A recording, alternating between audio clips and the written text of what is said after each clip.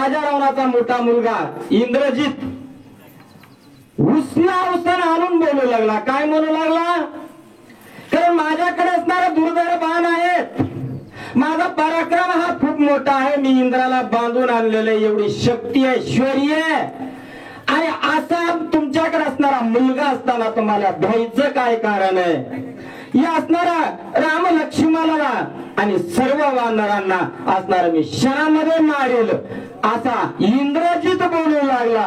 कारण उसना उसर बोलू लागला. कारण आता पर्याय नाही, आणि पर्याय संपल्याच्या नंतर एक पाऊल माग सरायला पाहिजे होते. ओळी होऊन गेली.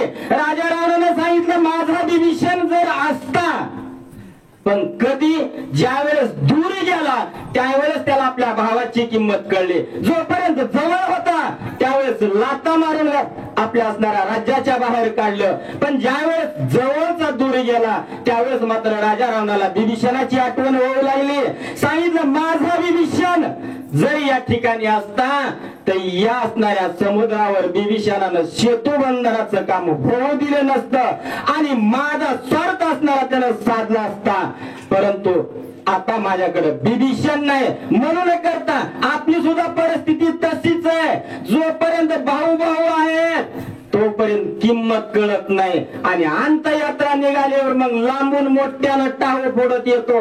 त्याच्यासाठी जोपर्यंत आहे तोपर्यंत दया माया सर्व काही करा, एक विचाराने राहा. असू द्या थोडं खाल्लं असेल, एक चार काकड्या काढल्या असत्या, काढू द्या, म्हणाला तर लाजन ना, पुन्हा अजून नाही ना काढणार, पण कोणीतरी समज घ्या आणि प्रेमाने राहा. राजा रावण बोलू लागला त्यावेळेस असणारा इंद्रजित उसना अवसन. कारण हनुमंताची कीर्ती काय आहे, काय ख्याती आहे इंद्रजिताला माहित होता, सर्व लंकेला माहित होतं, परंतु इंद्रजित आपल्या वडिलांना धीर देण्याचं काम करू लागला. ज्याचे पवाडे अद्भुत कंदन केले लंकेत, तुम्ही मारीन हनुमंत जांबुवंत दुसरा. काय म्हणू लागला इंद्रजित? ज्याने असणाऱ्या लंकेमध्ये पवाडे गायले, शौर्य गायली, कीर्ती गायली, लंकेची होळी केली, असणाऱ्या सर्व प्रधानांचा नाश केला, लंका जाळली, एवढं कंदन ज्या हनुमंतानं केलं त्या हनुमंता सहित असणारा जांबुवंता सहित मी त्यांचा असणारा कंदन करीन, त्यांना मारीन. भ्यायचं काम नाही. राजा रावणाला इंद्रजित धीर देतोय. नळ नीळ गंध मादन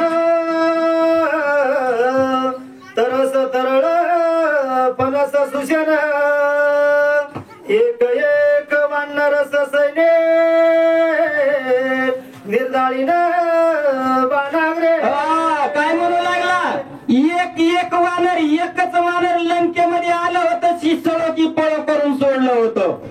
परंतु इंद्रजित म्हणू लागला नळ नीळ जांबुवंत फणस तरळ ही सर्व काय असणारी वानर आहेत, एक एक शोधून शोधून माझ्या बाणानं त्यांचं निर्दळन करीन.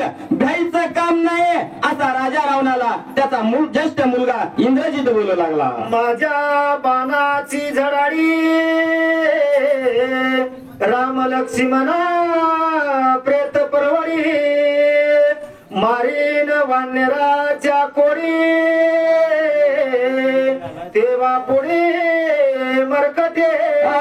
वानरांच्या कोटीच्या कोटी असणार वानर मारील, आणि माझ्या बाणा पुढं राम लक्ष्मणाचे काय पाडीन? मडे पाडीन. मडे एवढे असणारी माझ्याकडे शक्ती ऐश्वर्य, माझ्या बाणामध्ये एवढं सामर्थ्य, आणि त्या पुढे असणारी मरकट वानर काय करणार आहेत? त्याच्यामुळे व्हायचं काम नाही. आपण असणारे मी एकटा या सर्व वानरांचा असणारा राम लक्ष्मणा सहित नैनाट्य करीन, यांना मारीन असा इंद्रजित बोलू लागला. ऐकून इंद्रजिताचे वचन प्रस्त बोले अति गरजून, राया तुझे शत्रू दमन मी करीन एकला. आतापर्यंत राजा रावणाने सर्व प्रधानांची हाजरी घेतली, त्यावेळेस सर्व प्रधानांनी खाली माना घातल्या, परंतु कुठेतरी आणि इंद्रजिताने धीर देण्याचा प्रयत्न केला. त्यावेळेस मागून प्रस्थ प्रधान उठला आणि म्हणला, मालक तुम्हाला माझ्या शक्तीचा अंदाज आहे ना, माझ्याकडे किती शक्ती आहे, किती वीरता, किती शौर्य आहे. आणि मग माझ्या असणारी अंगावर तुम्हाला माहित आहे, हे असणारे राम लक्ष्मण एक असणारे मानव आहेत, तृण समान आहेत. आणि माझा सारखा प्रधान तुमच्या जवळ असताना घायचं काम नाही, असा प्रस्थ प्रधान राजा रावणाच्या समोर सभेमध्ये बोलू लागला. माझ्या मुसळ गाया पुढे राम लक्ष्मण वापुडे, कैसे वानर बळयाडे रणिरोकडे मारीन. रणिरोकडे मारीन प्रस्थ प्रधान बोलू लागला. माझा असणारा मुसळाचा घाव आहे आणि या घावा पुढे असणारे ही मरकट वानर काय बापुड आहेत, एक चिल्लर टिल्लर आहेत.